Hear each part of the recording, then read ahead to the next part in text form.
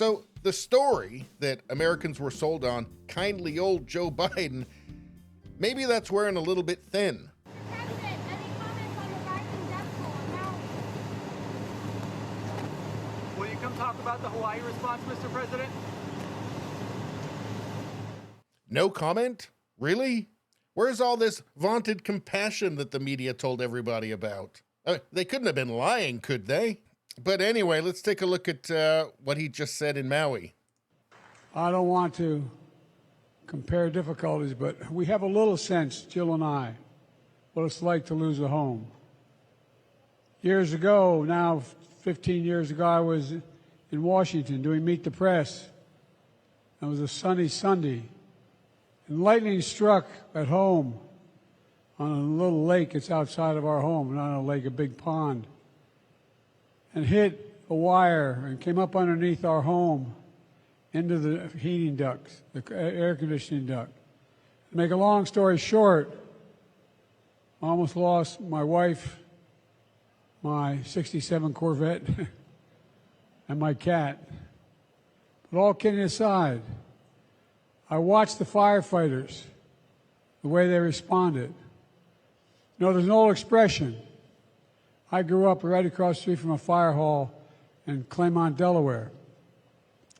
And the expression is, God made man, then he made a few firefighters. You're all crazy, thank God. The only people who run into flames to help other people. And they ran into flames to save my wife and save my family. Not a joke. Okay, so if you haven't guessed by now, yeah, he's lying again. Although he may very well have been worried about his Corvette. But as for the rest of it, well, it says in this Daily Wire article that a report from the Associated Press at the time said that the fire was small and contained to the kitchen. The Delaware fire chief said that they got to the home quickly and the situation was under control in a matter of minutes. So a small kitchen fire that was under control in a matter of minutes. No firemen rushing into the flames, no danger to his wife or his cat or, heaven forbid, his Corvette. But even if he hadn't grossly embellished the story, why would the people there want to hear it? Oh, but I suppose he meant well. He's just demented. I mean, this is only the guy who, for years, refused to acknowledge his own granddaughter and only did so clearly out of political pressure. That's it. This story about Hunter's daughter, that the family did everything they could to just try and pretend didn't exist, to me, that alone is enough to completely discredit the idea that Joe Biden was ever a kindly anything, and that he is, in fact, an archetype that everybody knows well. The narcissistic, self-interested politician. But apparently his visit to the disaster area isn't going totally smoothly. Angry Maui residents slam Biden, hold no comment signs during president's fire tour. And again, no comment? Really? How does that even happen? And it makes me wonder if he's deliberately being made to look bad, being put in situations where he'll look terrible. I mean, why did it take him so long to go there in the first place? I mean, I know it takes a bit of time to get him out of the cryogenic chamber that they store him in between public appearances. Probably at least, 36 hours to thaw him out. But it all just seems to be incomprehensibly incompetent. And I wonder, are they telling him to say things that they know are going to go over badly? Because let's go to 538 here.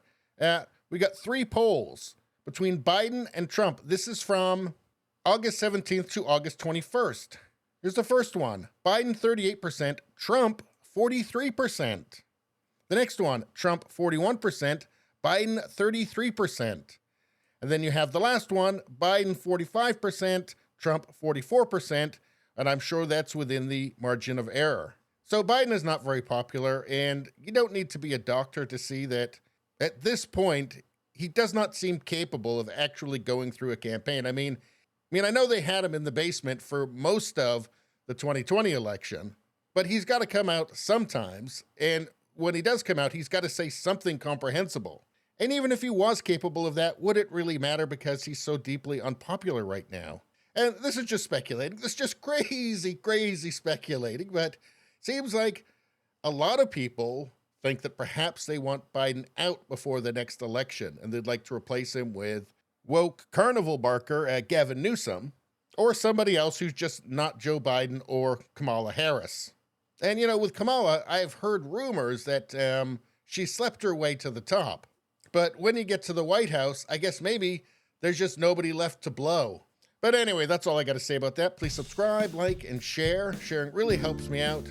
I thank you for that. I will see you next time.